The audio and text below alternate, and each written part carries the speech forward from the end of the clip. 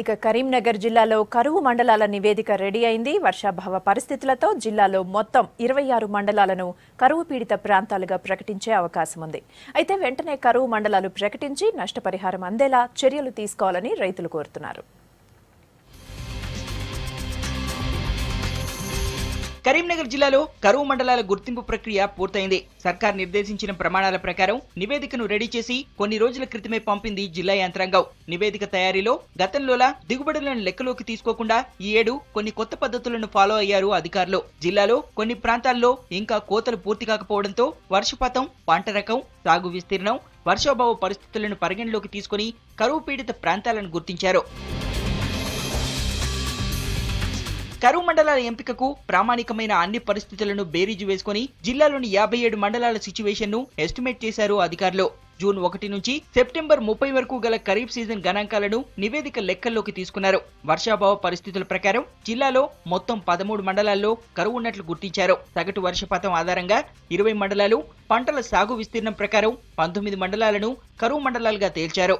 Revenue, వ్యవసాయ శాఖ సిపిఓలు సంయుక్తంగా తయారు చేసిన నివేదికను కలెక్టర్ నీతి కుమారి ప్రసాద్ పరిశీలించి ప్రభుత్వానికి పంపారు. ఇప్పటికే అప్పుల ఊబిలో కూరుకుపోయిన తమను వీలైనంత తొందరగా నష్టపరిహారం రిలీజ్ చేసి ఆదుకోవాలని కోరుతున్నారు రైతులు. నా ఈ బావి నేను గత 25 సంవత్సరాల నుంచి ఇక్కడ 3 ఎకరాల పొలము, 1 ఎకరం పసుపు పండించుకుంటూ దీని మీదనే జీవనాధారంగా బ్రతుకుతున్నా. నేను 25 సంవత్సరాల నుంచి నా బావి వరకు ఎండిపోలేదు. ఈ సంవత్సరము నా బావి పూర్తిగా ఎండిపోయింది. నాకు తినడానికి గింజలు లేకుండా లేని పరిస్థితి ఏర్పడ్డది. కాబట్టి మా మండలాన్ని కరువు మండలంగా ప్రకటించాలని నేను కోరుచున్నాను. తెలంగాణ రాష్ట్రంలో కరువు మండలాల సర్వే జరగడం ఇదే మొదటిసారి. ఉమ్మడి రాష్ట్రంలో లాస్ట్ టైం 2011లో కరువు మండలాలు ప్రకటించారు.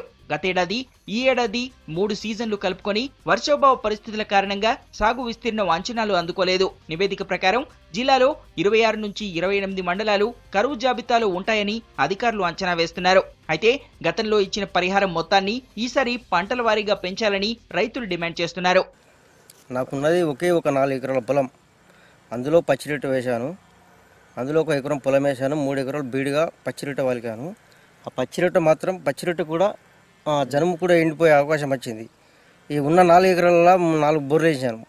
4 బోర్లు వేస్తే ఒక బోరు లైట్గా కొంచెం గుప్పించుకుంటూ వస్తుంది. ఆ ఎకరం పొలం కూడా ఎండిపోయే అవకాశం ఉంది. కాబట్టి మా మండలాన్ని కరువు మండలంగా ప్రకటించి, మరియు ఆ వేసిన ఎకరాను వెళ్ళే వడ్లకు ఒక 200 నుంచి 250, 300 మధ్యలో బోనస్ గవర్నమెంట్ పెట్టగలరని కోరుచున్నాము. కరువు మండలాల నివేదిక ప్రభుత్వానికి చేరడంతో నష్టపరిహారంపై త్వరగా నిర్ణయం తీసుకోవాలని కోరుతున్నారు రైతులు.